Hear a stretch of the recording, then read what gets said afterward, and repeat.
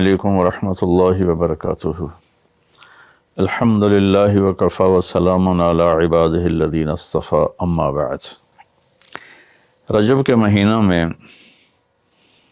اللہ تعالیٰ کے نبی کو اللہ تعالیٰ نے اپنے پاس بلایا، جس کو ہم معراج کہتے ہیں،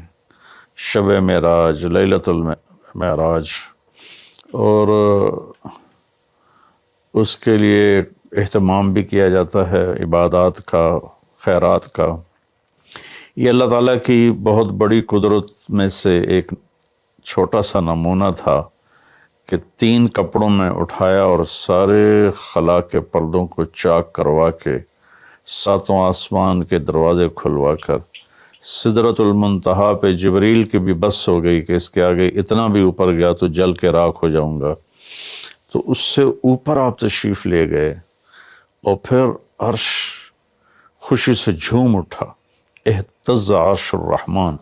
عرش خوشی سے یوں جھوم رہا تھا۔ خوشی میں انسان بے خود ہو کر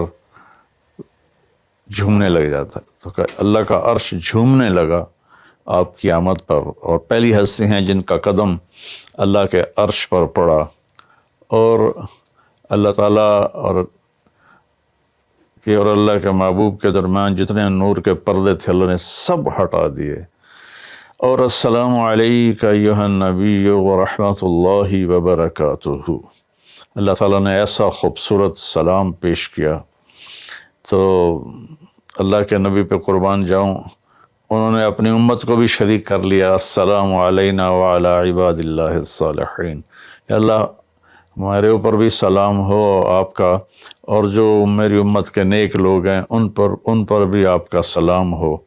آپ کی رحمت ہو۔ تو معراج کا واقعہ اسباب کے خلاف ایک انتہائی عجب اللہ کی قدرت ہے، اور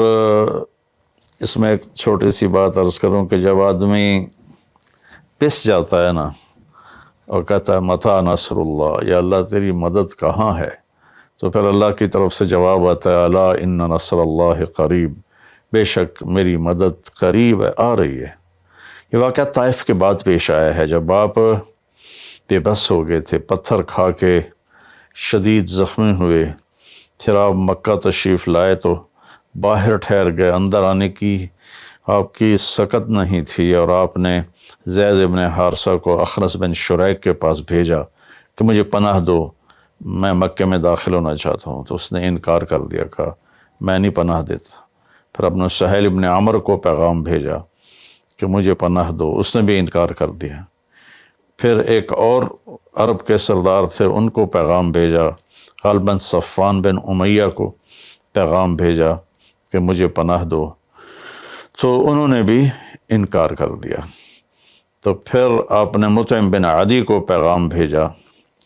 ان کے بیٹے جبیر صحابی بنے، تو مطعم بن عدی کو پیغام بھیجا تو وہ آپ نے بچوں کو لے کر باہر گیا، اور اللہ کے نبی کو اپنے بیٹوں کے ساتھ لے کر مکے میں انٹر ہوا، حرم شریف میں آ کے اعلان کیا آج کے بعد محمد بن عبداللہ صلی اللہ علیہ وسلم میری پناہ میں ہے، انہیں کوئی ٹچ نہیں کر سکتا۔ ابو جہل نے کھڑے ہو کر کہا تم یہ اس کا کلمہ پڑھ کے کہہ رہے ہو یا اپنی سرداری کے زوم پر کہہ رہے ہو، اپنی سرداری کے بلبوتے پر؟ اور کہا نہیں، کہ میں نے اس کا کلمہ نہیں پڑھا، جو اللہ نے مجھے سٹیٹس دیا ہے اس کی وجہ سے کہہ رہا ہوں۔ کہ پھر ٹھیک ہے، ہم ان کو کبھی ٹچ نہیں کریں گے۔